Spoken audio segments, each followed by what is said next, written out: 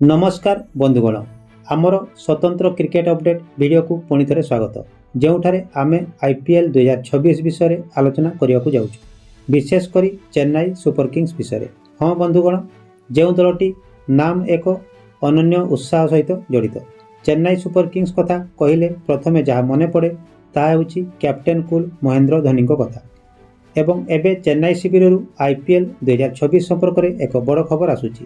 Report अनुसार Chennai super Kings सेमानंकर retention तालिका प्राय चूड़ांत कर सारी एथर दल मोट 12 जन खेलाड़ी को रिटेन करने को निष्पत्ति नहीं।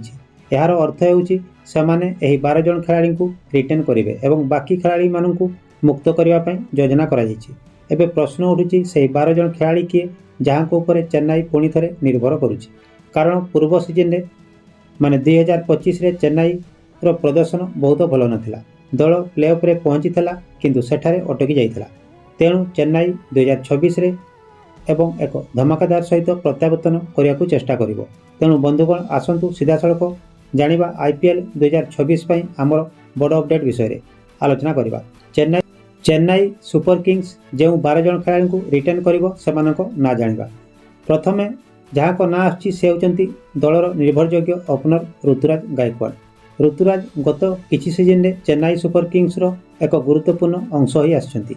जदियो से 2025 रे आघात जोगु किछि मैच हराइथिले किंतु जेतेबेले से क्षेत्र को आसिले से रन करिसंती। तांकर समय तांकर स्वभाव एवं तांकर श्रेणी हेउछि कारण चेन्नई तांको ऊपर विश्वास रखिछि। इपरि द्वितीय स्थान रे रहिसंती दलर सुपरस्टार ऑलराउंडर रविंद्र जाडेजा। एबे जाडेजा बिना चेन्नई रो तालिका संपूर्ण होई परिबो कि संपूर्ण नुहे।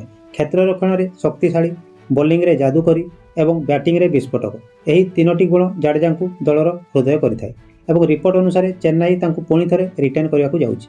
एबे आसंतु सबठारु बड़ नाम विषय आलोचना करिबा महेंद्र सिंह धोनी विषय। हाँ बंधुगण यह विश्वास करा जाउछि जे आईपीएल 2026 धोनी शेष सीजन हेबाकु जाउछि एवं जदि यह सत हुए तेरे प्रत्येक प्रशंसक गोटे जिनिस उपरे ध्यान देवे कौन धोनी तांको शेष वर्ष रे चेन्नई को पुणी चैंपियन करि पारिबे। दल भितर चलीथिबा योजना रे धोनी निजे बहुत सक्रिय भूमिका ग्रहण करुचंती।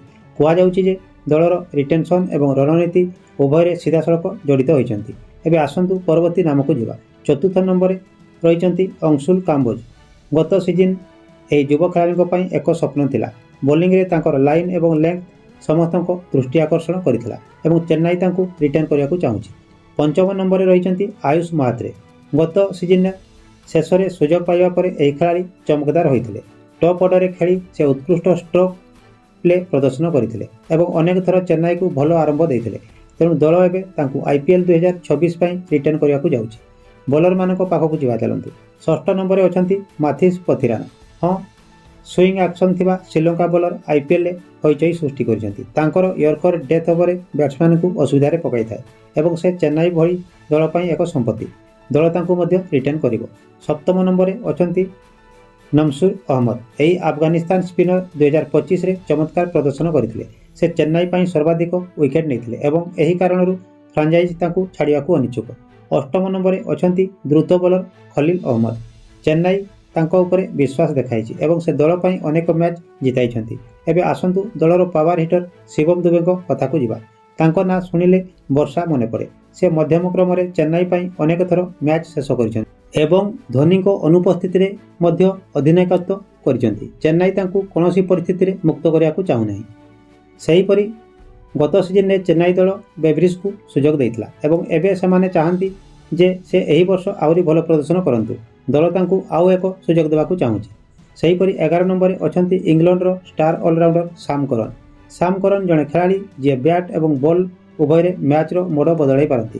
तांकर चेन्नई सहित दीर्घकालीन संपर्क रहिछि। तेणु दल तांको रिटेन करियाकू चाहूछि एवं शेष खेलाड़ी अर्थात द्वादश खेलाड़ी होउचंती युव उर्मिल पटेल। तथापि दल तांको ऊपर विश्वास प्रकाश करुछि। तेणु एही 12 जन खेलाड़ी जहां ऊपर चेन्नई सुपर किंग्स आईपीएल 2026 पई निर्भर करिवो। दल बाकी खेलाड़ी को मुक्त करने को योजना करुच्ची जहाद्वारा सेमाने मेगा नीलाम रे नूतन मुह सहित दल को मजबूत करेंगे। किंतु एबे सबुठु बड़ प्रश्न होउची कौन यही 12 जन खेलाड़ी चेन्नई सुपर किंग्स को पुणी थे चैंपियन करें कारण यह धोनी शेष सीजन हम भावना एवं प्रशंसकों आशा अधिक रहिबो। बंधुगण आपण कौन भावुंट कौन चेन्नई ଆସନ୍ତା 2026ରେ ପୁଣି ଥରେ ଟ୍ରଫି ଉଠାଇ ପାରିବ? କମେଣ୍ଟରେ ନିଶ୍ଚୟ ଲେଖି ଜଣାନ୍ତୁ। ଧନ୍ୟବାଦ। ଜୟ ହିନ୍ଦ, ଜୟ ଭାରତ।